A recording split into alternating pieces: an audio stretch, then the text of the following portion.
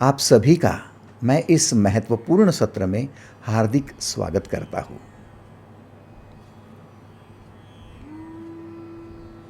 कृष्णम वंदे जगद्गुरुम। ये जगद्गुरु क्यों है? क्योंकि अर्जुन के निमित्त से भगवान श्री कृष्ण ने हमें वो ज्ञान दिया, आत्मज्ञान दिया, जिस ज्ञान के माध्यम से हम अपने जीवन में शांति, आनंद, प्रेम, विश्वास, प्रगति, विकास, उन्नति सब कुछ पा सकते हैं। सब कुछ। भगवत गीता के 700 श्लोक है और 700 श्लोकों का आखिरी श्लोक bottom line of Bhagavad Gita, निचोड़ है संपूर्ण गीता का। और क्या निचोड़ है? यत्र योगेश्वर कृष्णो यत्र पार्थो धनुर्धर तत्र श्री विजयो भूति ध्रुवा नीतिर्मतिर्मम। ये दिव्य दृष्टि प्राप्त हुए संजय का कथन है कि जहाँ योगेश्वर माने योग साधे हुए, योग के ईश्वर परम योगी भगवान श्री कृष्ण है और उनका ज्ञान पाने की अभिलाषा से उनके शिष्यत्व को स्वीकार किया हुआ अर्जुन है, वहां तत्र श्री विजयो भूति, श्री विजय विभूति तीनों बातें वहां है। आप इस ज्ञान की खोज में यदि गुरु के पास पहुंचे हो तो आपके पास भी आजीवन श्री विजय विभूति तीनों बातें होगी। अभी कभी आप परास्त नहीं हो पाएंगे। यदि ज्ञान के रास्ते पर चलने को तैयार हो तो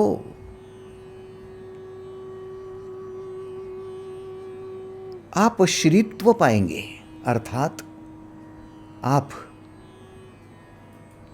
अपने खुद को उस ऊंचाई तक पहुंचा सकेंगे जिस ऊंचाई तक पहुंचने के लिए आपका ये जन्म हुआ है।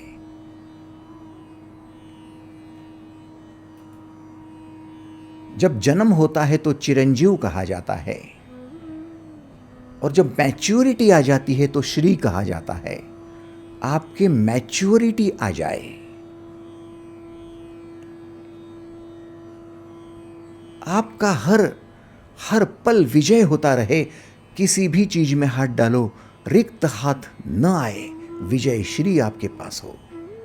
और विभूतियां, हर प्रकार की विभूति, हर प्रकार की सिद्धि आपके घर पानी भरते रहे, ऐसी महान अवस्था आप जरूर पा सकते हो यदि आप योग साधने को तैयार है जो योगेश्वर बता रहे हैं।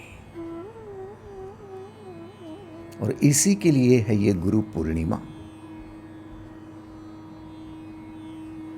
भगवत गीता के चौथे अध्याय के 34वें श्लोक में कल हमने झांक कर देखा, तद्विद्धि प्रणिपातेन परिप्रश्नेन सेवया उपदेक्षन्ति ते ज्ञानम ज्ञानिनस तत्वदर्शिनः। यदि आप आत्मज्ञान पाना चाहते हो, परमात्म ज्ञान पाना चाहते हो, जीवन को समझकर जीवन की उस ऊंचाई तक पहुंचना चाहते हो, तो आपको चाहिए कि आप तत्वदर्शी, तत्वज्ञानी गुरु के पास पहुंचे। तो पहली आवश्यकता है कि आप खोजी बन जाए। आपकी खोज ज्ञान पाने की हो, आपकी खोज समस्याओं का निवारण करने की ना हो। आप पेशेंट बनकर न जाए। जैसे कोई पेशेंट डॉक्टर के पास समस्या निवारण के लिए पहुंचता है, उसकी खोज डॉक्टर की होती जरूर है, लेकिन वो समस्याओं का निपटारा करना चाहता है। और समस्याएं तो बनी रहेगी भाई साहब। जब तक जीवन है तब तक समस्याएं हैं। ये निपटेगी तो दूसरी समस्या निर्माण होगी। कब तक डॉक्टरों को ढूंढते रहेंगे और सारा जीवन चिकित्सकों में खपाते रहोगे। एक बार ज्ञान की खोज में लग जाओ, परम ज्ञान को पालो, बुद्ध जैसे, महावीर जैसे ज्ञानी हो जाओ, तो ये खोज रुक जाएगी। अब खोजने की जरूरत नहीं है। फिर जो ज्ञान पाया है उस ज्ञान के रास्ते पर चलकर अपने जीवन का उद्धार करने की फिर आपके पास सुविधा है। इसलिए आप गुरु के पास पहुंचो तो समस्याओं का निवारण करने के लिए नहीं, उनसे आत्मज्ञान पाने के लिए पहुंचो। अन्यथा कभी शारीरिक समस्याएं, कभी सांसारिक समस्याएं, कभी नौकरी व्यवसाय की समस्याएं, कभी मानसिक समस्याएं, ये आपको हमेशा त्रस्त करती रहेगी और आपके जीवन में जो तत्वगुरु या फिर आत्मज्ञान देने वाले गुरु हो सकते हैं, वो आपको वो ज्ञान नहीं दे पाएंगे। जैसे कि एक डॉक्टर जूनियर डॉक्टर को ही फिजियोलॉजी, एनाटॉमी सिखा सकते हैं, क्योंकि वो ज्ञान का अभिलाषी ट्रेनिंग के लिए उनके पास पहुंचा है।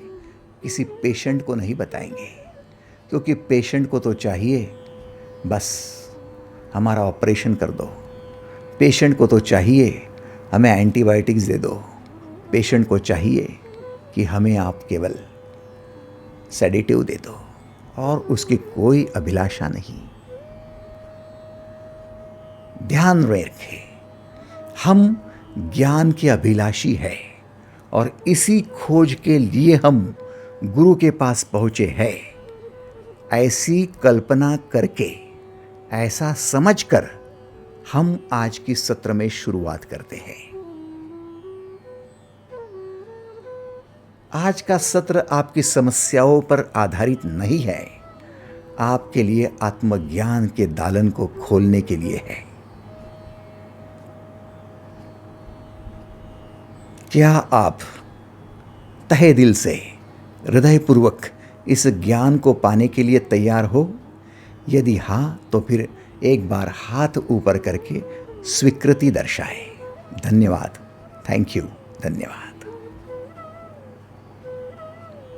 वो ज्ञान, जो ज्ञान आपको पवित्र कराने वाला है। इस विश्व में एक ही बात है जो आपको परम पवित्र बना सकती है। आप कहेंगे गंगा मैया में डुबकी लगाना? नहीं। आप कहेंगे जमुना में? बिल्कुल नहीं। आप कहेंगे किसी साधु का संग करने से? बिल्कुल भी नहीं। आप कहेंगे भगवान का दर्शन करने से? बिल्कुल भी नहीं। आप इन बातों से पवित्र नहीं हो सकते। यदि हो सकता था तो भगवान श्री कृष्ण के दर्शन करने वालों में दुर्योधन भी था, दुशासन भी था। वो कहाँ पवित्र हो पाए? बुद्ध के दर्शन करने वालों में कई थे जिन्होंने किसी महिला को खून करके बुद्ध के प्रांगण में ही दफना दिया और इल्जाम बुद्ध पर लगाया। महावीर के कान काटने वाले महावीर का दर्शन किए बिना कान काट रहे थे क्या? यीशु को क्रूस पर चढ़ाने वाले यीशु को देखे बिना ही क्रूस पर चढ़ा रहे थे क्या? सोचिए, समझिए। भगवान या अवतार पुरुष के दर्शन मात्र से भी आप पवित्र नहीं हो सकते। आपको पवित्र करने वाली एक ही बात है, और वो है ज्ञान। नहीं ज्ञानेन सदृशम पवित्रमिह विद्यते तत्स्वयं योग संसिद्धः कालेनात्मनि विन्दति। भगवद गीता के 4 अध्याय का 38वां श्लोक है। अर्जुन के माध्यम से समस्त विश्व को ये पवित्रता का संदेश है। यदि आप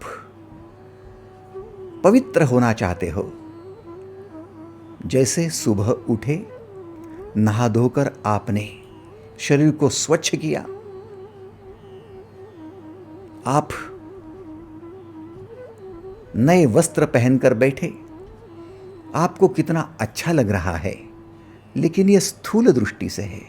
वैसे मन को पवित्र करना, चित्त को पवित्र करना, विचारों को पवित्र करना, अपनी मानसिकता को, माइंड सेट को पवित्र करना कोई मामूली बात तो नहीं है। परिपूर्णत्व उसी को कहा जाता है जो शरीर, मन, बुद्धि, विचार, मानसिकता सभी को पवित्र कर लेता है, शुद्ध हो जाता है और फिर उस शुद्धता से अपनी आचरण के माध्यम से आगे और नई चीजों को जन्म देता है। शुद्ध बीजापोटी फले रसाळ गोमटी। जो शुद्ध हो जाता है वो परिशुद्ध की कल्पना भी करता है, वचन भी देता है और शुद्धत्व को जन्म भी देता है। ऐसे पवित्र आप हो सकते हो, पवित्र आत्मा। कब? जब ज्ञान पाओगे तब। नहीं ज्ञानेन सदृशम पवित्रमेह विद्यते। तो ये पवित्र, आपको पवित्र करने वाला ज्ञान, ये ज्ञान कैसे मिलेगा? भाई हम गुरुजी से सुन लेंगे तो पवित्र हो जाएंगे, क्योंकि ज्ञान सुनने से मिलता है। बहुत बड़ी गलती, बहुत बड़ा भ्रम है। कहा जाता है कि मनुष्य अधिकतर भ्रमित होता है और भ्रम में ही अपना समस्त जीवन बिता देता है। भ्रम, इल्यूशन, जो सत्य नहीं होता। रेगिस्तान में चलो तो मृगमरीचिका होती है। ऐसा लगता है कि बस निकट में ही जल है, थोड़ा और चलो तो जल है। वो जल नहीं होता भाई साहब, वो उस रेगिस्तान में रेत के कणों पर बिखरी हुई सूर्य की किरणें होती है। वो किरणें चमकती है, आपको जल जैसा भास होता है वो, लेकिन जल होता नहीं। आप चलते रहते हो, जल मिलता नहीं, चलते रहते हो, जल मिलता नहीं, बस चलते रहो, लेकिन भूखे प्यासे प्यासे प्यासे। आपको लग सकता है कि गुरु ज्ञान दे रहे हैं, हम सुन रहे हैं और हम ज्ञानी बन जाएंगे, महात्मन बन जाएंगे। गलती है आपकी, नहीं होगा। ये मृग मरीचिका है। कहीं सुनने से कोई ज्ञानी हुआ है क्या? हाँ, गीता तो 3 लोगों ने कम से कम सुनी थी वर्तमान में। एक अर्जुन ने सुनी थी, दूसरी संजय ने सुनी थी और तीसरी धृतराष्ट्र ने सुनी थी। कम से कम 3 लोगों ने तो सुनी ही थी। लेकिन क्या तीनों पवित्र हो पाए? नंबर 1। नंबर 2, उसमें से संजय केवल गीता में ही समझा गया, उसके बाद में संजय कहाँ लुप्त हो गया पता नहीं। जिसको देखने की दृष्टि मिल गई थी और जिसने सुना था वो धृतराष्ट्र, वो भी कहाँ लुप्त हो गया पता नहीं। लेकिन अर्जुन, जिसको आज भी कृष्ण के साथ याद किया जाता है, जहां कृष्ण का पोस्टर है वहां अर्जुन भी है। क्यों? क्योंकि अर्जुन में कुछ विशेष रहा होगा। और क्या विशेष था? विशेष ये था, तत्स्वयं योग संसिद्धा कालेनात्मनि विन्दति। अर्थात जो व्यक्ति कर्मयोग द्वारा अपने अंतःकरण को शुद्ध कर लेता है, वही उस ज्ञान को पाता है। जो कर्मयोग द्वारा अपनी अंतःकरण को शुद्ध कर लेता है, वही ज्ञान को पाता है, पवित्रता को पाता है और फिर पवित्रता को जन्म दे सकता है।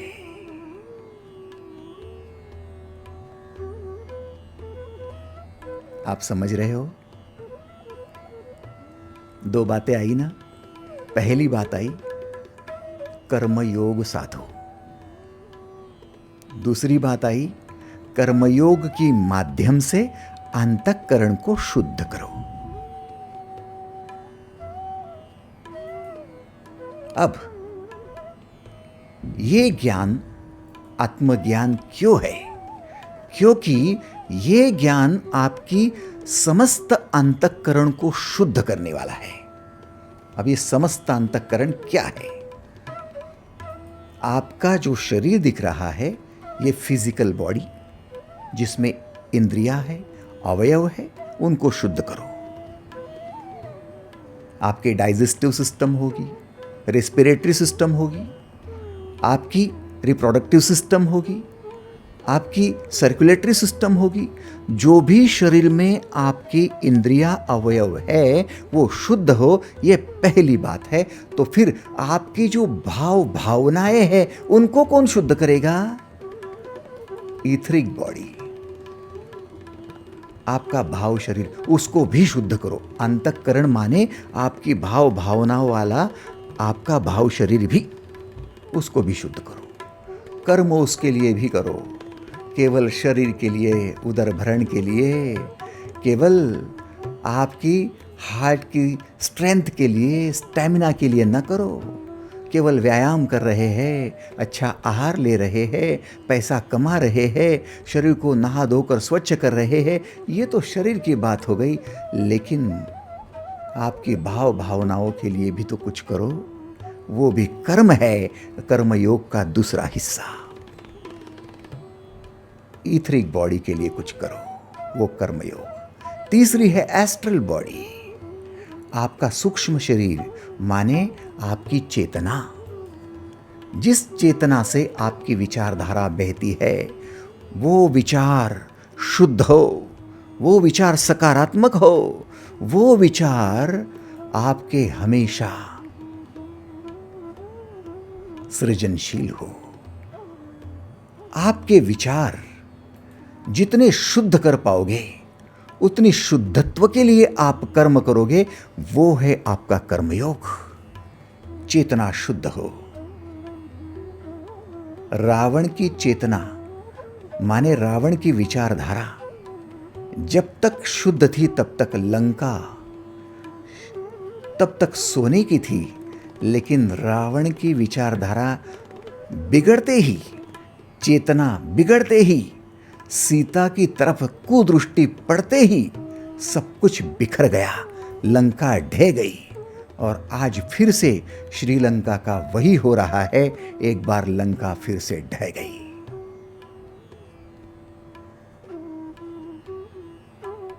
विचारधारा में यदि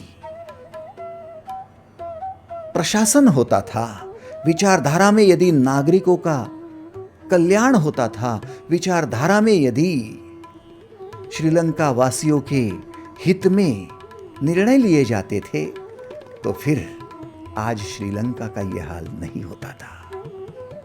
राष्ट्रपति के भवन में लोग घुसकर अतिक्रमण नहीं करते थे।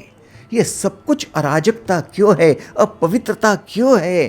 कारण स्पष्ट है, आप एस्ट्रल बॉडी की तरफ नहीं ध्यान दे रहे हो और आपकी चेतना बिखर रही है, आपके कर्मयोग में गति नहीं है। अंतःकरण शुद्ध करना चेतना को शुद्ध करना है, संचेतना बनाना है, अवेयरनेस है, बातें सूक्ष्म है। अंतःकरण को शुद्ध करना मनस शरीर को शुद्ध करना है। आपका मनस शरीर, मेंटल बॉडी, जो आपके भीतर चौथे क्रमांक पर आती है, वो भी अंतःकरण है, उसको शुद्ध करो। आपका माइंडसेट, क्या माइंडसेट है, क्या प्रोग्रामिंग कर रखी है? जाने अनजाने में आपके हाथों से वही होता है जो आपका माइंडसेट होता है। आप कहते हो कई बार, अरे मैंने तो सोचा भी नहीं, लेकिन ऐसा कैसा हो गया? मैंने तो कभी बोला भी नहीं, ऐसा कैसा हो गया? सालों पुरानी बात है, आपने वो माइंडसेट कर रखा था। द्रौपदी का माइंडसेट था कि चाहे कुछ हो जाए, दुर्योधन के जंघा का लहू तो मेरे बालों को मलकर ही रहूंगी। माइंडसेट था। एक माइंडसेट होता है, फिर विचार करने की जरूरत नहीं पड़ती, ध्यान देने की जरूरत नहीं पड़ती।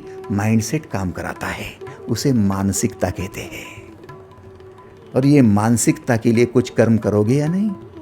ये कर्म करना अंतःकरण को शुद्ध करना है। और फिर पांचवा शरीर है आपका आत्म शरीर, स्पिरिचुअल बॉडी। आपकी ऊर्जा का स्तर घसर तो नहीं रहा, ऊर्जा का व्यय तो नहीं हो रहा, ऊर्जा क्षीण तो नहीं हो रही, दिन प्रतिदिन आप और कमजोर तो नहीं हो रहे हो। अरे नहीं नहीं, चैतन्य तो बिल्कुल बचपन जैसा है। हाँ, उम्र 55 की, दिल बचपन का, माने चैतन्य बचपन का। आज भी उतनी ही ताकत है, उतना ही उत्साह है। क्या है ये आत्म प्रधान लोगों की अपनी खुद की कर्म की कहानी है। लेकिन आपके हाथ पैर गले हुए, शरीर थका मांदा, आंखों के कंचे हो रहे हैं, कान बहरे हो रहे हैं, पैर लड़खड़ा रहे हैं, हाथों से काम नहीं हो रहा, शरीर बिस्तर पर लेटा हुआ है, मक्खियां बन बना रही है, तो फिर चेहरे से हाथ भी नहीं उठता मक्खियों को दूर करने के लिए। बहुएं नाक दबोच कर दूर से जा रही है। ये स्थिति क्यों आई? क्यों? क्योंकि चैतन्य की तरफ ध्यान दिया ही कब, ऊर्जा का स्तर गिना ही कब, एनर्जी क्या होती है सोचा ही कब।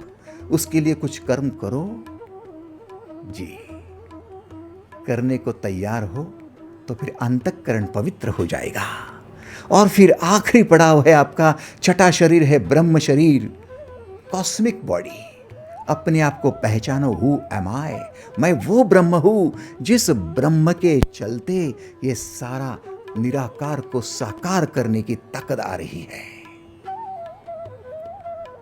मेरा सृजन, मेरा क्रिएशन वही से हो रहा है, जो नहीं उसको हाँ में रूपांतरित मैं कर रहा हूं। बेटे को जन्म दिया है तो किसने दिया? मेरे भीतर के उस ब्रह्म शरीर ने दिया है। मेरे भीतर उस बच्चे को मेरे भांति ही पूर्णत्व देने की ताकत आई है। वो ताकत मुझ में है। ओम ब्रह्मार्पणम ब्रह्म हवि ब्रह्माग्नौ ब्रह्मणाहुतम ब्रह्मेव तेन गंतव्यम ब्रह्म कर्म समाधिना। वो सब ब्रह्म हो जाता है यदि हम इस ब्रह्म को अर्थात ब्रह्म शरीर कॉस्मिक बॉडी को समझ सकते हैं, पा सकते हैं। तो फिर तो क्या सातवें शरीर में दाखिल होने की जरूरत नहीं पड़ती। निर्वाण है, मुक्ति है, मोक्ष है, वो आपके बंधन से छुटकारा है। तो भाई साहब, बात दरअसल ये रही, तत्स्वयं योग संसिद्धा काले नात्मनि विंदति। भगवद गीता के चौथे अध्याय के 38वें श्लोक में सब कुछ आ गया। आपको परम पवित्र कराने वाला, परम स्नान कराने वाला कोई दुग्ध या फिर कोई दही या कोई पंचामृत इस विश्व में नहीं जन्मा। जिसको पवित्र होना है उसको चाहिए ज्ञान की अमृत वर्षा में नहाते जाओ, और वो ज्ञान की अमृत वर्षा मिलेगी ध्यान में। ध्यान में ज्ञान की वर्षा। ध्यान कहाँ? भीतर। भीतर क्यों? क्योंकि शरीर के बाद शरीर, शरीर के बाद शरीर। जैसे प्याज के भीतर और एक प्याज की परत होती है, दूसरी परत होती है, वैसे आपके स्थूल शरीर के भीतर आपका भाव शरीर, फिर सूक्ष्म शरीर, फिर मनस शरीर, फिर आत्म शरीर, फिर ब्रह्म शरीर, फिर निर्वाण।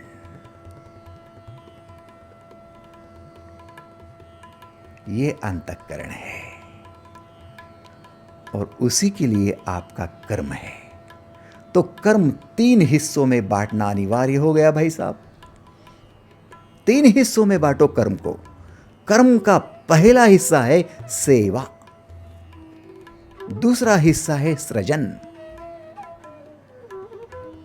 पहली है सर्विस, दूसरा है क्रिएशन और तीसरी है साधना।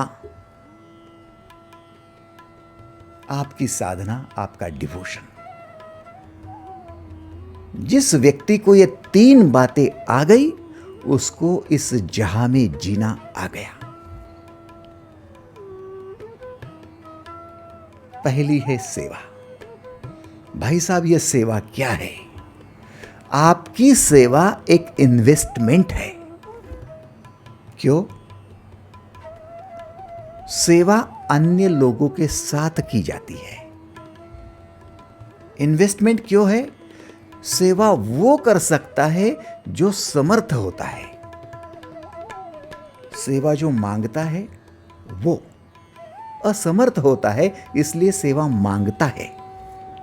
पेशेंट डॉक्टर को सेवा मांगता है, मैं बीमार हूं, मुझे सेवा दो। डॉक्टर समर्थ है इसलिए सेवा देता है। तो डॉक्टर जितनी सेवा दे रहा है उतना डॉक्टर अधिक समर्थ हो रहा है। एग्रीड और नॉट?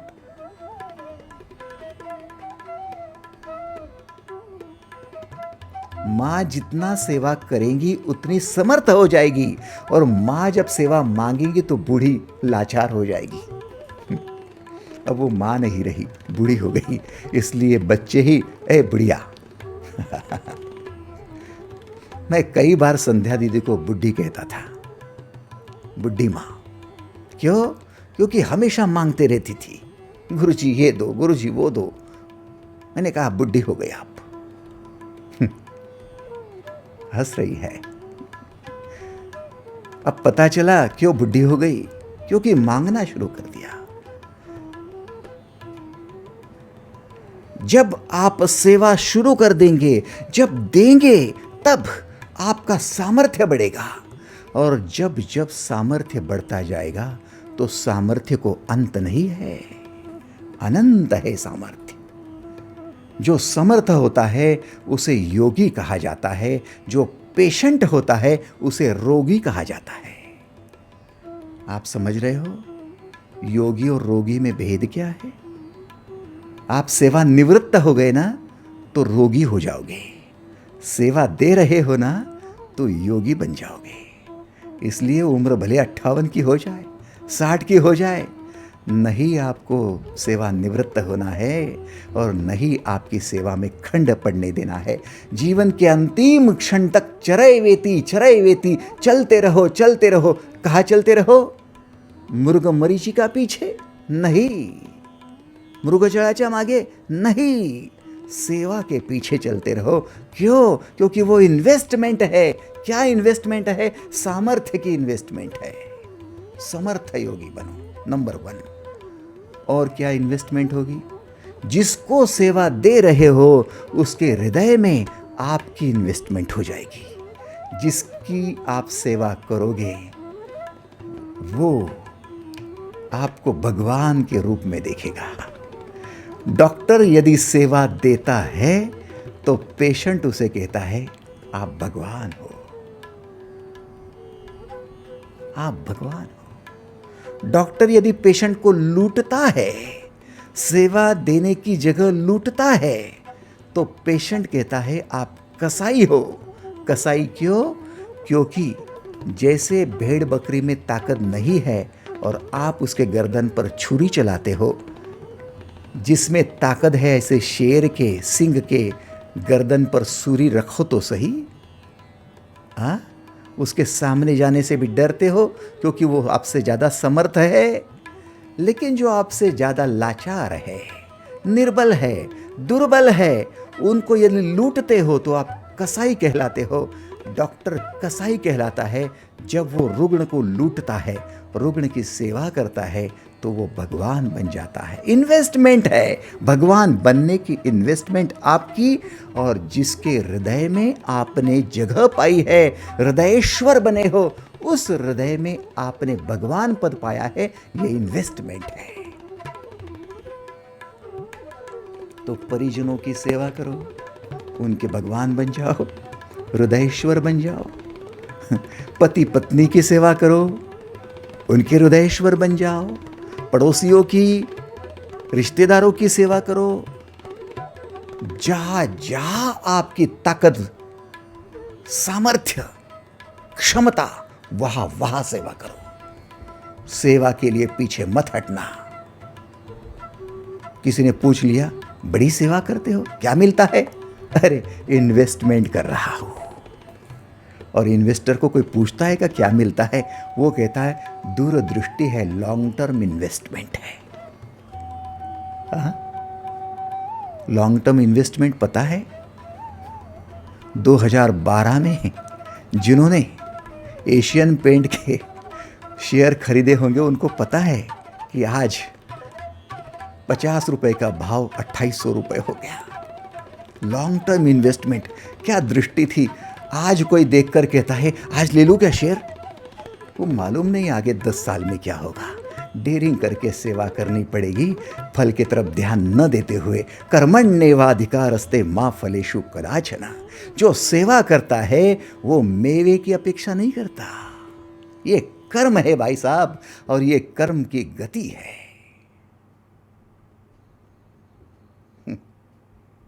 आप समझ रहे हो? आपको किसी ने कहा शेयर मार्केट में चलो शेयर ले लो, आप कहेंगे अरे ज़्यादा से ज़्यादा मुनाफा कौन देगा। देखो, आप नहीं काम कर पाओगे,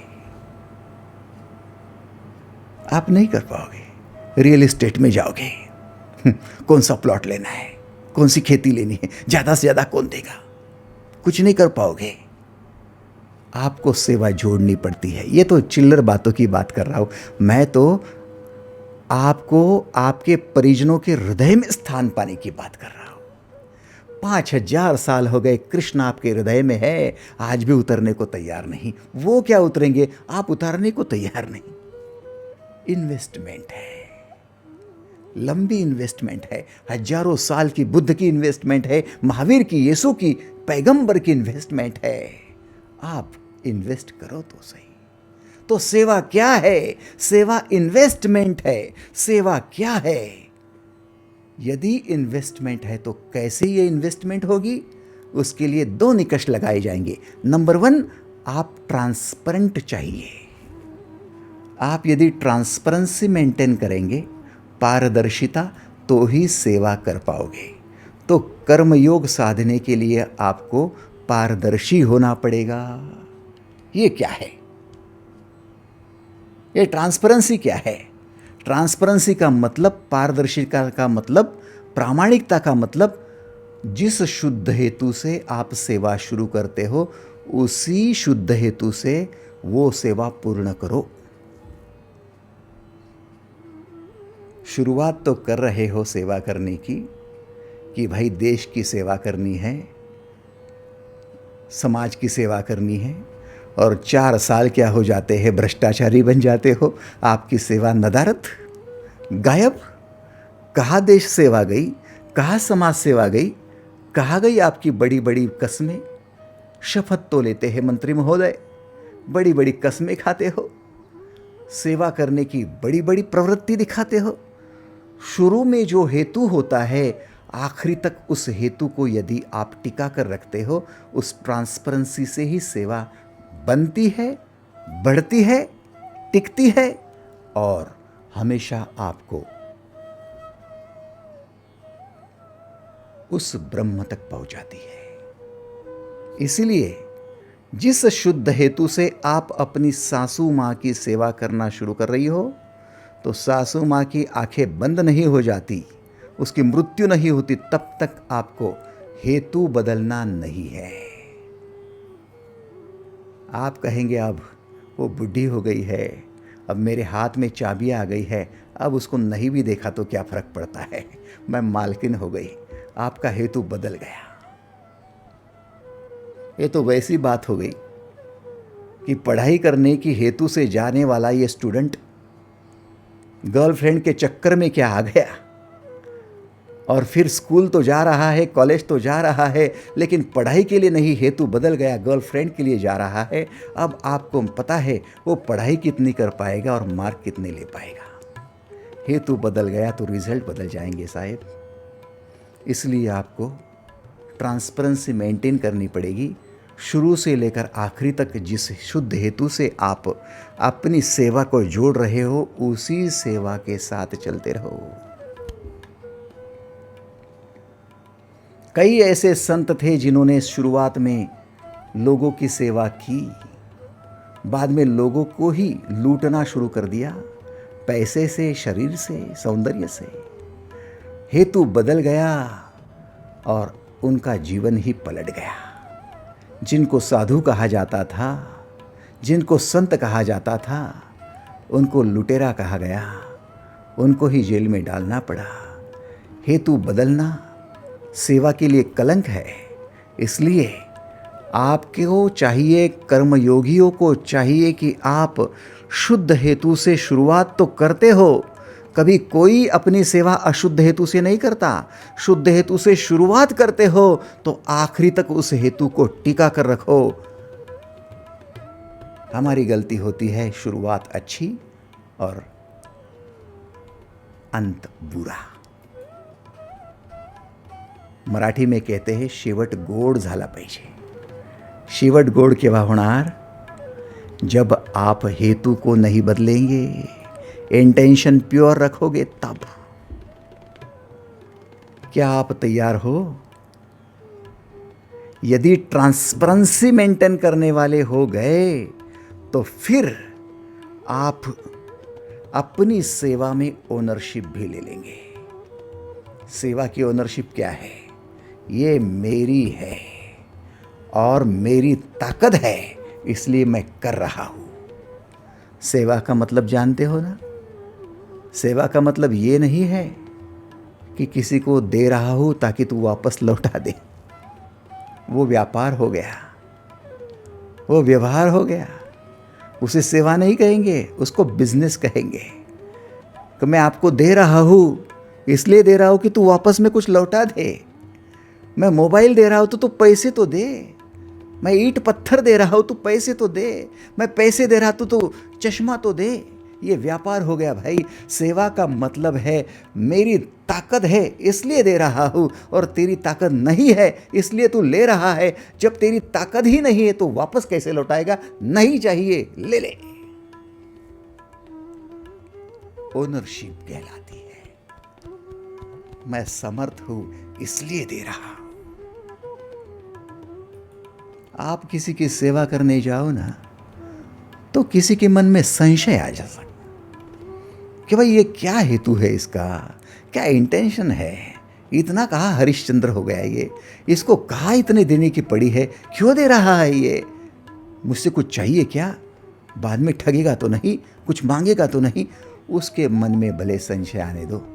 आप ये दावा करो कि मैं इसलिए दे रहा हूँ क्योंकि मेरे पास ताकत है, मेरे पास वो सामर्थ्य है, मेरा है, ओनरशिप है मेरी, मेरे सामर्थ्य की ओनरशिप है, मेरी हिम्मत है कि मैं देता हूँ। क्यों? क्योंकि मेरे पास देने की ताकत है। शिवाजी महाराज देने की क्षमता रखते हैं, ओनरशिप ले रखी है, इसलिए दे रहे हैं। आप समझ रहे हो? बाळा होऊ कशी उतराई, तुझ्यामुळे मी झाली आई। अरे पहले ही माँ बन गई है, समर्थ माँ है। अब तू क्या लौटाएगा, तू क्या वापस देगा? ये ले, तेरे लिए सब कुछ न्योछावर है, दे दिया। ये ओनरशिप है माँ की, इसलिए माँ सेवा कर रही है। लेकिन बेटा मेरे बुढ़ापे का सहारा बनेगा ना, मुझे मान देगा ना, बहू की केवल सुनेगा नहीं ना, मुझे भी सम्मान देगा ना, मुझे भी मकान देगा ना। ये माँ व्यापार कर रही है, इसे सेवा की ओनरशिप नहीं है। ट्रांसपेरेंसी एंड ओनरशिप, ये दो बातें आपके पास होगी तो कर्मयोगी बन जाओगे। फिर उस कर्मयोग से आपकी सेवा फलित होगी। आने वाले साल भर तक, आने वाली गुरु पूर्णिमा तक इस सेवा का व्रत आप ले सकते हो। आप कहेंगे कि हमने व्यवहार छोड़ देना क्या, व्यापार छोड़ देना क्या? जहाँ व्यवहार करना है वहाँ व्यवहार करो, व्यापार करना है वहाँ व्यापार करो, लेकिन जहाँ इन्वेस्टमेंट करनी है वहाँ पर आप सेवा जोड़ो। फिर आपकी इच्छा कि पत्नी के हृदय में इन्वेस्टमेंट करनी है या बेटे के, पति के हृदय में करनी है या माँ के या पिता के या समाज के या किसके, सब आप पर डिपेंड करते हैं। आप अपनी विश्व को साकार करेंगे, इतना या इतना या इतना या इतना। तुका आकाशा एवढा। तुकाराम महाराज इन्वेस्टमेंट करने निकले हैं पूरी आकाश को लेकर। आप एक पत्नी को लेकर नहीं कर सकते, एक पति में इन्वेस्टमेंट नहीं कर सकते, वहां भी व्यापार करोगे क्या? एक मां के हृदय में एक पिता के हृदय में, भाई के हृदय में नहीं कर सकते, वहां भी व्यापार है क्या? थोड़ा सोचो, थोड़ा सोचो। अंतःकरण शुद्ध होता है सेवा से। किसने कहा कि व्यापार से अंतःकरण शुद्ध होता है? व्यापार से अंतःकरण उत्तेजित होता है। इतना आ गया, फिर इतना आएगा, फिर इतना आएगा, ये व्यापार है। उत्तेजना है विचारों में, भावनाओं में, माइंडसेट में, शरीर की इंद्रियों में। क्यों? क्योंकि व्यापार कर रहे हो, लेकिन सेवा कर रहे हो, इन्वेस्टमेंट हो रही है, पवित्रता बढ़ रही है। यदि गुरु बनते हो तो शिष्य के हृदय में इन्वेस्टमेंट करो। गलती से भी उनके पैसे की तरफ, उनकी सौंदर्य की तरफ, उनकी जवानी की तरफ, उनकी ताकत की तरफ आपने दृष्टि डाली तो समझ लेना आप गुरु पद से नीचे चले गए। इसलिए कहा जाता है गुरुजी दुधारी तलवार पर चलते हैं, हवा में लटकी हुई रस्सी पर चलते हैं। थोड़ा भी बैलेंस चला जाता है तो धड़ाम से नीचे गिरते हैं। सोचो, आपकी सेवा दो बातों पर टिकी है। आपकी ट्रांसपेरेंसी की हेतु न बदल जाए आखिरी तक, आंखें बंद होने तक, तब आप आखिरी तक सेवा कर पाओगे। और आपकी ओनरशिप ना कम हो जाए। सामर्थ्य है इसलिए दे रहा हूं, नॉन प्रोडक्टिव लोगों को प्रोडक्टिव बना सकता हूं, आलसी प्रमादियों को भी उत्साही बना सकता हूं। क्यों? ओनरशिप है, समर्थ है। मैं समर्थ योगी हूं। क्या इस सेवा को आप हृदयस्थ करने को तैयार है? अपनी कर्मयोग में उतारने को तैयार है? यदि हां तो एक बार स्वीकृति दर्शाए हाथ ऊपर करके। धन्यवाद, थैंक यू। आइए नंबर 2, आप जिस प्रकार से सेवा को इंपॉर्टेंस देने गए अंतःकरण शुद्ध करने के लिए है, वैसे ही दूसरा है सृजन। क्या है सृजन? सृजन है आपका क्रिएशन। क्रिएटिव बनो, ब्रह्मा की अनुभूति आएगी। क्योंकि क्रिएटिव रहेंगे उस समय किसी से मोह नहीं होगा। ध्यान क्रिएशन में होगा कि क्या निराकार से साकार कर रहे हो। कोई चित्र बना रहे हो, रंगोली बना रहे हो, गीत बना रहे हो, कविता, कोई इंस्ट्रूमेंट, साधन, क्या बना रहे हो? कुछ ना कुछ निराकार को साकार कर रहे हो। हाँ, मैं आकार दे रहा हूं, अच्छी बात है। किताब लिख रहा हूं, अच्छी बात है। इंजीनियरिंग में कुछ नई खोज कर रहा हूं, अच्छी बात है। निराकार को साकार कर रहा हूं। भाई साहब, ये जो क्रिएशन है, इस क्रिएशन में जितना ध्यान देंगे उतने समय तक ना किसी से मोह होगा, ना किसी का विचार आएगा, ना किसी के द्वेष होगा, ना किसी के बदले का विचार आएगा। कुछ भी नहीं। आपका ध्यान ब्रह्मा जैसे सृजन करने में लगे है, वैसे ब्रह्मा के भांति सृजन में चला जाएगा। और जितने समय सृजनशील रहते हो, क्रिएटिव रहते हो, निर्लेप रहते हो, कोई लेप नहीं होता, नहीं होता। दुर्योधन यदि क्रिएटिव रहता तो एक हस्तिनापुर के भांति 4 हस्तिनापुर निर्माण कर सकता था। भगवान श्री कृष्ण ने करके ही दिखाए ना। मथुरा को जीतने के बाद मथुरा पर अधिपत्य नहीं किया। उग्रसेन राजा कंस के पिता, उनको मथुरा दे दी। अरे वो अपनी है ही कहा, आपकी है ले लो। हो गई सेवा। सब लोगों को कंस के चंगुल से मुक्त भी कर दिया, हो गई सेवा। बदले में कुछ चाहिए था क्या कि मुझे राजगद्दी मिल जाए मथुरा की? नहीं नहीं, कुछ नहीं चाहिए था। मैं समर्थ योगी हूं इसलिए कर रहा हूं, ले लो। बहुत बढ़िया। अब वहां पर निवास करने लगे। निवास करते करते जरासंध जो कंस का ससुर था, वो 1 बार 2 बार नहीं 17 बार युद्ध करने आया कृष्ण को मारने के लिए। ताकि मेरे जमाई को मारा है, मैं बदला लूँगा। अब 17 बार युद्ध करने के लिए जब आया तो कृष्ण और बलराम दोनों ही लड़ते रहे, लेकिन फिर भी किसी को क्षति न पहुंचे इसलिए खुद ही लड़ते रहे। फिर भी विकद्रू नाम का एक सेनापति था मथुरा का, वो कहता है कि कृष्ण के होते हुए यहाँ जरासंध आता ही रहेगा, आक्रमण होते रहेंगे, कृष्ण यहाँ से चला जाए तो अच्छा। कृष्ण ने हाथ जोड़ दिए, भाई साहब आपका बड़ा प्रेम मिला, आज तक जो स्नेह मिला उसके लिए धन्यवाद। आमी जातो आमुचा गावा, आमुचा राम राम ग्यावा। निकल गए, खुशियों के साथ निकल गए। जब वहां से निकले तो बाद में द्वारिका की स्थापना कर ली। ये द्वारिका की स्थापना क्या है? It is nothing but creation. ऐसी द्वारिका ये सारा विश्व अचंभित हो गया।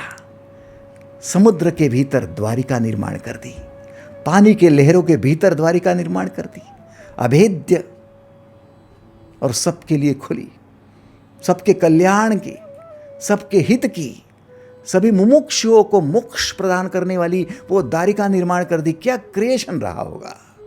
आप जब क्रिएटिव बन जाते हो तब निर्लेप हो जाते हो। आपको किसी के प्रति द्वेष नहीं, किसी के प्रति मोह नहीं, क्योंकि आप ही निराकार को साकार करने वाले ब्रह्म बन गए ना।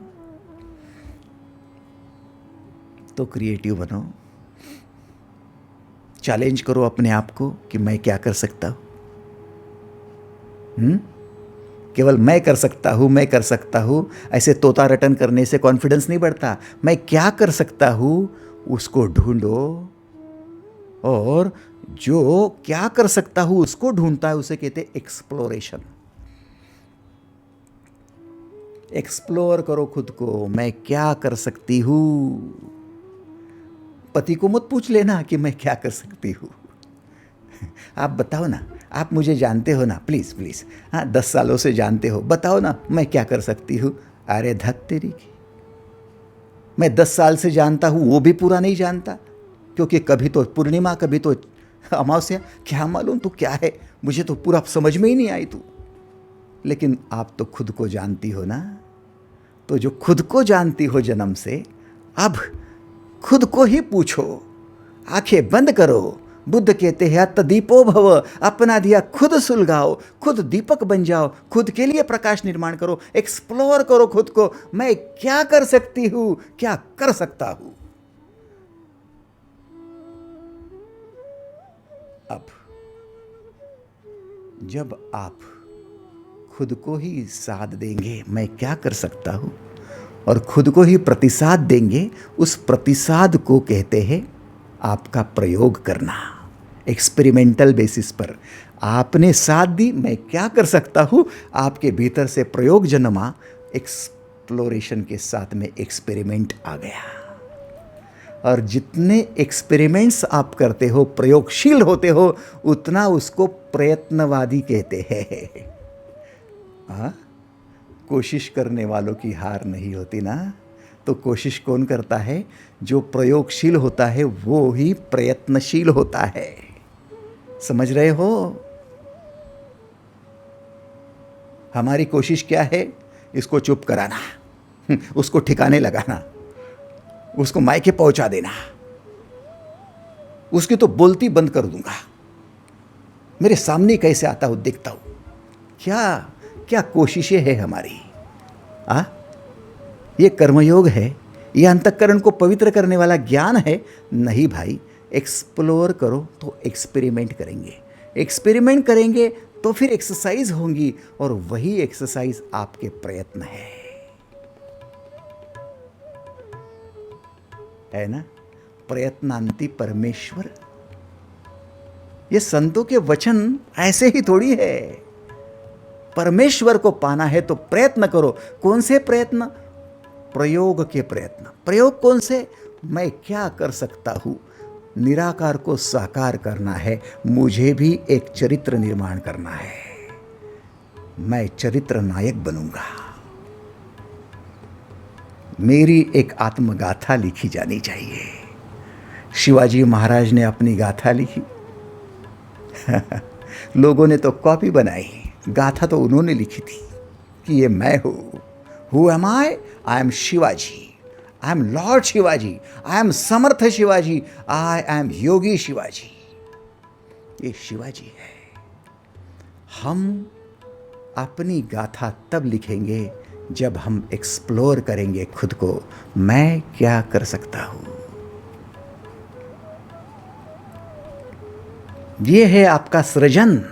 और जैसे ही एक्सप्लोर करने लगोगे तब आपको चाहिए एक्सप्लोर करने के लिए पहली बात कि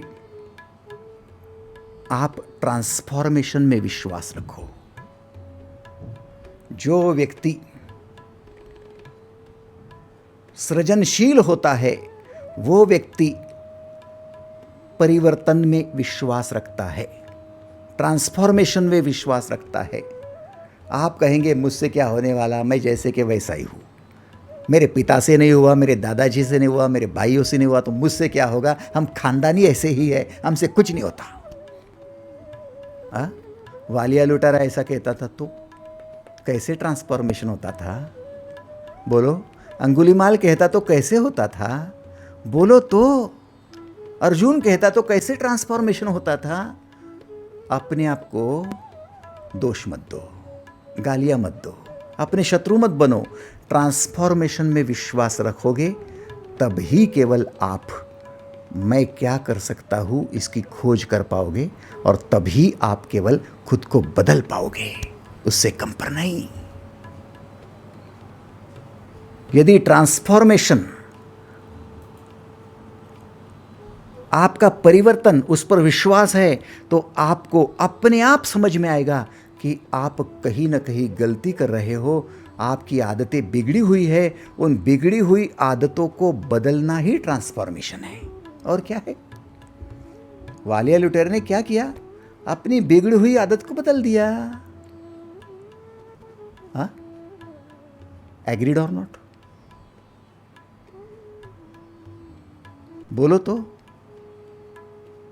वर्धमान से महावीर कैसे बन गए? वर्धमान ने अपनी आदतें छोड़ दी और महावीर बन गए।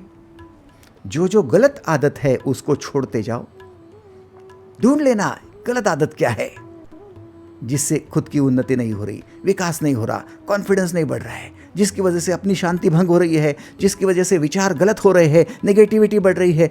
सोचो, देखो, जानो, परखो, करो। सिंपल तो है यार। आदत बदलो, जीवन बदलेगा। Change the habit, change the life. Transformation है। जब तैयार हो जाओगे आप अपनी ट्रांसफॉर्मेशन के लिए तो आदतें बदलना शुरू हो जाएगा। हर वो गलत आदत चुन चुन कर मारेंगे, वैसे चुन चुन कर बदलेंगे।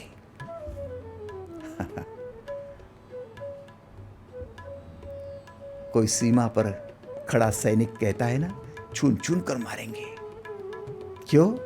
बोले सफाया करना है शत्रु का। भाई साहब, आपके तो भीतर कई शत्रु है। आप भी तो ऐसे सीमा पर खड़े हो जहां से आपकी उन्नति हो सकती या अवनति हो सकती। सीढ़ी के बीच में खड़े हुए हो, चाहे तो ऊपर चढ़ जाओ, चाहे तो नीचे। चाहे तो मोक्ष पाओ, चाहे तो बंधन में अटके रहो, नरक की यातना दुख में सहते रहो। तो उस सीमा पर खड़े हो तो फिर चुन चुन के मारो। किसको? गलत आदतों को। एक एक आदत ढूंढो। सुबह लेट उठता हूं, आदत गलत लग रही है क्या? नहीं, अच्छी लग रही तो सोते रहे। जब गलत लगेंगी ना तब उठना। कोई जल्दी नहीं है, अगले जन्म में कर लेंगे। लेकिन एक बार क्या पता चल गया नहीं 4:30 बजे उठना है, तो अब अलार्म की जरूरत नहीं है, आदत बदलने के लिए तैयार हूं। हो गया ट्रांसफॉर्मेशन। एक दिन कष्ट होगा, दूसरे दिन कष्ट होगा, 8 दिन के बाद में देखना 4:30 बजे आपकी अपने आप आपके भीतर की घड़ी काम करना शुरू कर देगी। बायोलॉजिकल क्लॉक है। फिर 4:30 बजे नींद खुल गई। अब सोने की इच्छा रखोगे तब भी नहीं होगा, क्योंकि आदत बदल गई है। फास्ट फूड खाता हूं, जंक फूड खाता हूं, उसकी वजह से पेट बढ़ गया है, मटका बन गया है। मसल लॉस हो रहा है, फैट बढ़ रहा है, शरीर पर केवल मांस ही मांस, केवल चर्बी ही चर्बी जमा हुई है, फैट ही फैट जमा हुआ है, लग रहा है क्या कि आपको बदलना चाहिए, आपको बिल्कुल हट्टा कट्टा होना चाहिए? नहीं, अभी नहीं लग रहा तो चलने दे, आने दे हार्ट अटैक, बाद में देखेंगे, कोई जल्दी नहीं है। नहीं, बिल्कुल बदलना है, अब तो बदल कर ही रहूंगा। फिर तैयारी कर ले, फिर फैट लॉस की, मसल गेनिंग की तैयारी शुरू हो जाएगी। फिर अपने आप जिम में जाओगे, अपने आप एक्सरसाइज होगी, अपने आप एरोबिक करोगे, अपने आप कार्डियो एक्सरसाइज करोगे, अपने आप वेट ट्रेनिंग करोगे, अपने आप सब होगा। क्यों? आदत बदल गई, जीवन बदल गया। ट्रांसफॉर्मेशन है।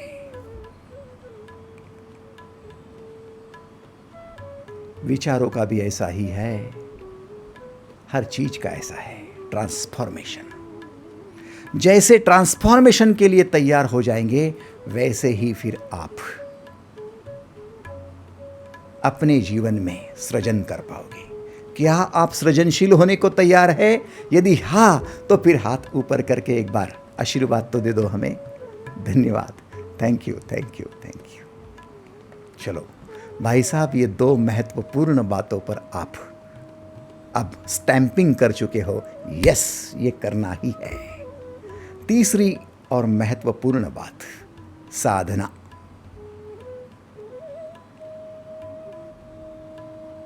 आपकी साधना क्या है?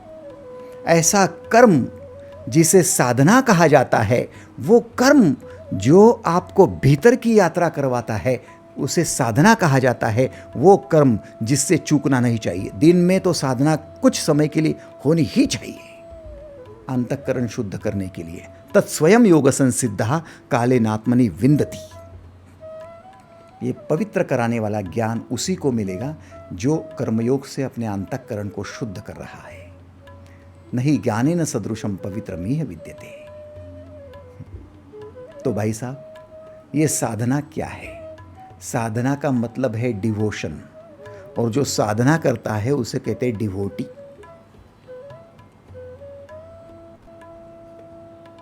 थोड़ा मेरी हर बात की तरफ ध्यान देना, हर बात की तरफ। जो साधक है वो डिवोटी कहलाता है, जो साधना है उसे डिवोशन कहलाता है, कहा जाता है। आप साधना कर रहे हो माने डिवोशन कर रहे हो। अब डिवोशन का मतलब क्या है?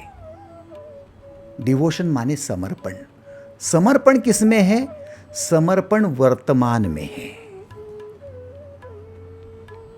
आपका समर्पण कभी भविष्य में यानी 5 साल के बाद नहीं होगा। समर्पण करना है तो अभी करो, यही क्षण है आपके लिए। समर्पण कभी अतीत में नहीं होगा कि 5 साल पीछे जाकर समर्पण कर लेंगे। वो बीता, वो समय गया। बीत गई सो बीत गई, तकदीर का शिकवा कौन करे। जो तीर कमान से निकल गई, उस तीर का पीछा कौन करे। जो कर्म बिगड़ गए बिगड़ गए, जो गया गया। अब उसे नहीं बदल सकते, अब वर्तमान को ही बदल सकते हैं, वर्तमान में झांककर ही बदल सकते हैं। इसलिए हर एक साधना वर्तमान से संबंधित ही होती है। यदि आप आंखें बंद करके भीतर झांकेंगे और 4 साल के बाद में मैं क्या कर रहा होगा, 2 साल के बाद में मेरा क्या होता होगा, ये विचार करेंगे तो आप साधना नहीं कर रहे हो।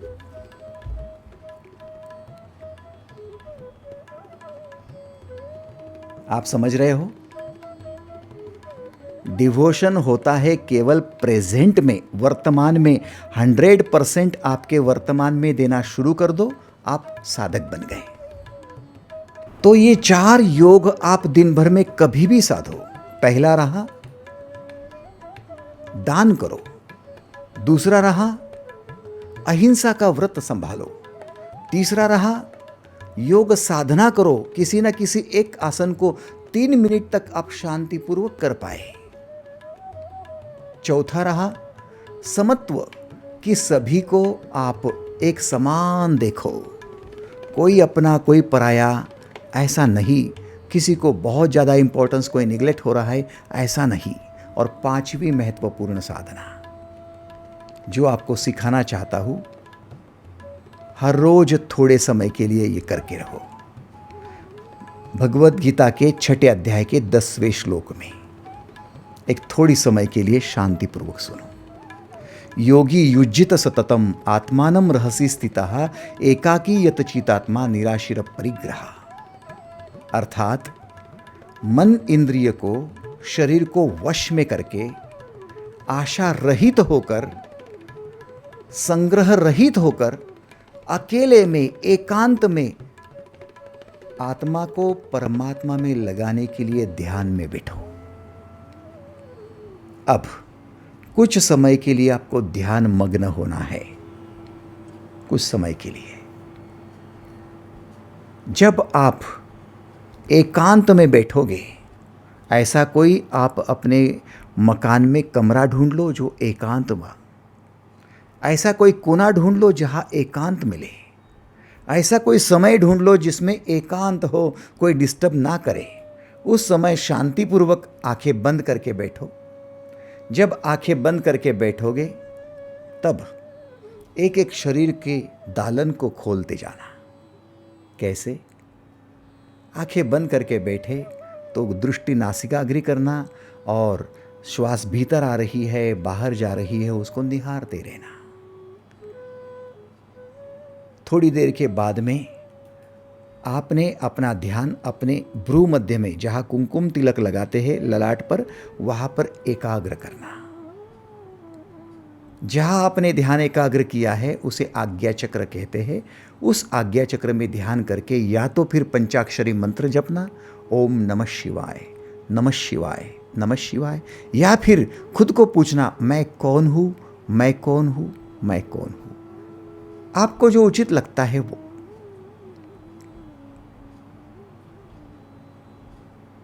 कुछ देर के लिए आपने ललाट के बीच में ध्यान कर लिया, शांत होने लगे, धीरे धीरे शांत होने लगे।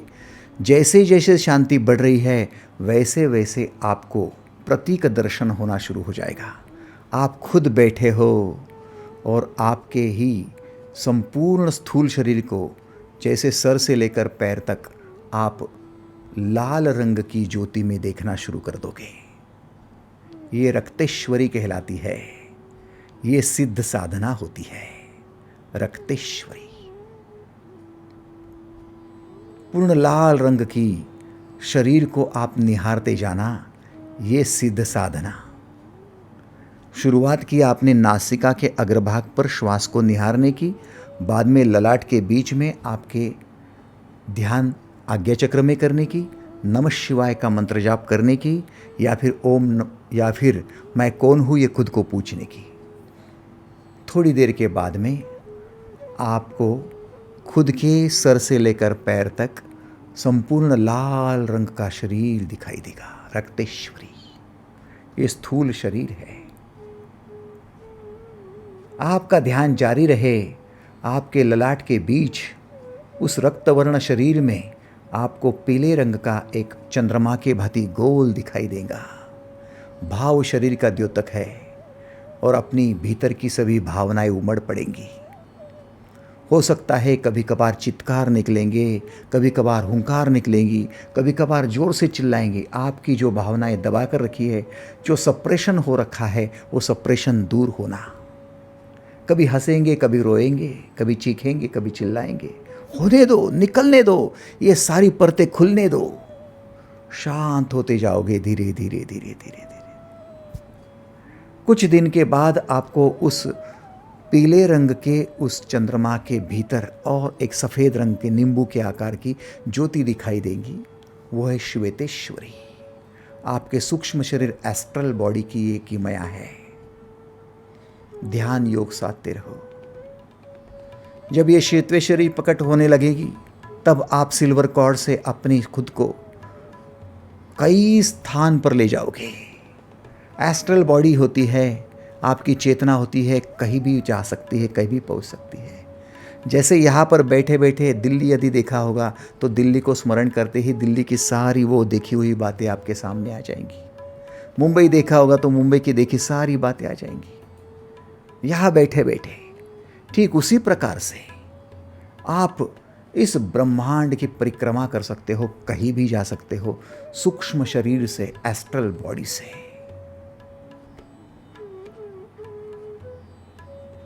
जैसे जैसे आप ये दर्शन करते रहोगे, आपके विचारधारा जो संकुचित थी, संकीर्ण थी, नेगेटिव थी, अपने आप सकारात्मक होने लगी, सृजनशील होने लगेगी। आपका जीवन बिल्कुल बदलने लगेगा।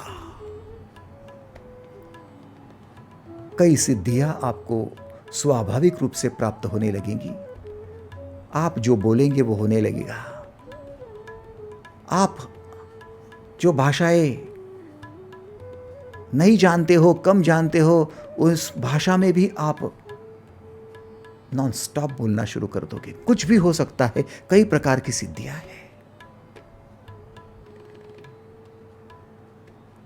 जैसे जैसे ध्यान बढ़ता जाएगा, श्वेतेश्वरी के भीतर एक कृष्ण वर्ण की छोटी सी दाल होती है। दाल के आपके अरहर की दाल होती है, हरभऱ्याच्या डाळीसारखी छोटा सा एक और बिंदु प्रकट होगा, वो कृष्णेश्वरी होगी। कृष्णेश्वरी का ध्यान करते रहो, मन शरीर प्रकट हो जाएगा। आपकी मेंटल बॉडी, जो आपने माइंडसेट कर रखा था, किसी का बदला लेना है, किसी को निपटारा करना है, फिर ये करना है, वो करना, सारे संकल्प धुल जाएंगे। कोई संकल्प नहीं रहेगा, माइंडसेट बदल जाएगा। धर्म के रास्ते पर चल पड़ोगे। माइंडसेट होगा, आपका माइंडसेट होगा धर्म, जियो और जीने दो। क्यों? क्योंकि आप सत्य को जानने लगोगे। बिल्कुल करीब आ गए आप सत्य के, कि कोई मैं अलग नहीं हूं, ये अलग नहीं, वो अलग नहीं है, सब तो फेर है मन का, सब तो भ्रम है सबके। अब न्यारे न्यारे बर्तनों में पानी एक सा एक, सब तो एक जैसे है। मुझ में, तुझ में, इसमें, उसमें, सभी में तो राम रम रहा है, एक ही तो है। इस कृष्ण वर्ण की ज्योति को निहारते रहो। थोड़े ही दिनों में आपको चमत्कारिक अनुभूति आने लगेगी और आपके उस कृष्ण वर्ण की ज्योति में और एक आविष्कार होगा। आकाश के भी भीतर नीले रंग का, जैसे लेसर का रे होता है, किरण होता है, वैसे ही एक दिव्य ज्योति प्रकट होगी। नीलेश्वरी कहलाती है। ये आत्मा का प्रकाश है। आप आत्मदर्शन कर पाओगे, अर्थात आत्म साक्षात्कार हो पाएगा, अर्थात आप मुक्त हो पाओगे सभी कर्म से, सभी कर्म बंधनों से। और ये सिद्ध महात्मा कहलाएगा। महात्मा कौन है? जो अनेकों आत्माओं को समझ सकता है, जो अनेक आत्माओं का उद्धार कर सकता है, जो अपनी चैतन्य के माध्यम से अनेकों की पीड़ाएं दूर कर सकता है, अनेकों के भ्रम दूर कर सकता है, अनेकों को जीवन की शांति और धर्म प्रदान कर सकता है, उसे महात्मा कहते हैं। आप महात्मा कहलाओगे। क्यों? क्योंकि आपने अब आत्म साक्षात्कार कर लिया है। अब आपको ना आपकी आत्मा अलग है, ना दूसरों की अलग है, सब एक दिखाई देगा। अद्वैत माने दो नहीं रहे, एक, बस एक में चले आओगे। आप कहते हो ना कि सभी में ईश्वर है, वो एक ही ईश्वर है विश्व में, तो वो एक ईश्वर का दर्शन, ईश्वर दर्शन। बस इस नीलेश्वरी के साथ लगे रहो, लगे रहो। कई दिन बीतते जाएंगे तो फिर आपके सहस्त्र दल में ध्यान चला जाएगा, ऊपर चोटी पर जाएगा। चोटी पर ध्यान होते ही आपको कृष्ण कमल दिखाई देगा, हजारों पंखड़ियों वाला सहस्त्र दल दिखाई देगा। उस सहस्त्र दल का भेदन भी होगा एक दिन, तो ब्रह्म शरीर को प्राप्त हो जाओगे और कॉस्मिक बॉडी को प्राप्त होते ही मोक्ष, मुक्ति के दालन खुल जाएंगे। आपको लग रहा होगा ये क्या चमत्कारिक है, ये क्या काल्पनिक है। भाई साहब, गूंगे का गुड़ है, आपके लिए है। आप दिन भर में कुछ समय निकाल कर ये साधना करो तो जानो। भगवान श्री ने पहले ही कहा था, नहीं ज्ञानेन सदृशम पवित्रमिह विद्यते तत्स्वयं योग संसिद्धा कालेनात्मनि विन्दति। जब तक योग साधेंगे नहीं तत्स्वयं योग संसिद्धा, योग को सिद्ध नहीं करोगे, सिद्ध साधना नहीं करोगे, ये मिलेगा ही नहीं, तो फिर ये ज्ञान कहाँ से आया? ये तो किताब की इंफॉर्मेशन मिल गई आपको, तो बता दी है केवल, लेकिन आपको तब ये सब कुछ प्राप्त होगा, जीवन का उद्धार होगा, जब आप इसमें समा जाओगे। और ये समाने का नाम है समाधि। समाधि मोक्ष और मुक्ति के दालन आपके लिए है। बस भगवान श्री की कृपा है ही है, गुरु की कृपा भी है ही है, अब खुद की कृपा होने दो। बस एक कृपा शेष है। कृपाभिलाषी तो हो, लेकिन कृपा अब खुद की ही बस एक बार हो गई ना, तो फिर कृपा पात्र को सब कुछ मिल गया, जीवन धन्य हो गया। इस गुरु पूर्णिमा के इस विशेष अवसर पर हमने जो 3 महत्वपूर्ण स सीखे हैं, सेवा, सृजन और साधना। और साधना भी हमने पंचाक्षरी साधना सीखी है, जो 5 अक्षर माने कभी समाप्त न होने वाली, नष्ट न होने वाली साधनाएं सीखी है। पहले है दान, जो जीवन के अंतिम क्षण तक करना है। दूसरी अहिंसा, जो जीवन के अंतिम क्षण तक तप के भांति करना है। तीसरी योग साधना, आसन सिद्ध करते रहना है, योगासन करना है, प्राणायाम करना है, क्योंकि प्राणायाम के लिए स्पष्ट कहा था, अपाने जुह्यति प्राणम प्राणे पानम तथा परे प्राणापान गतिरुध्वा प्राणायाम परायणः। आप प्राण को अपान में, अपान को प्राण में विलीन कर दो, प्राण अपान उदान व्यान समान, तो आप अपने आप अपने आसन को सिद्ध कर देंगे। तो ये तीसरा आपको समय निकालना है। चौथा समत्व योग, कुछ समय के लिए सबको समान रखो। मिट्टी पत्थर सुवर्ण समान, वैसे माता पिता भाई बहन गुरुजी या फिर पति पत्नी बच्चे पड़ोसी सब समान। कोई द्वेष नहीं, कोई राग नहीं, कोई लोभ नहीं, कोई आसक्ति नहीं, समान। और 5वां जो सिद्ध योग बताया है कि आप जैसे जैसे धीरे धीरे एंट्री करोगे, रक्तेश्वरी, पीतेश्वरी, श्वेतेश्वरी, कृष्णेश्वरी, नीलेश्वरी और कृष्ण कमल का भेदन, ये सब कुछ करते हुए अपने ब्रह्म शरीर तक पहुंचो। आप सभी को बार बार इस गुरु पूर्णिमा की मैं शुभकामनाएं देता हूँ। आप सभी का आने वाले वर्ष में उत्कर्ष होता रहे, उन्नति होती रहे, विकास होता रहे, विस्तार होता रहे, यही शुभेच्छाएं देता हूँ। आज की गुरु पूर्णिमा के लिए आप सभी को बार बार वंदन, बार बार प्रणाम, और मैं यहाँ रुक रहा हूँ। धन्यवाद।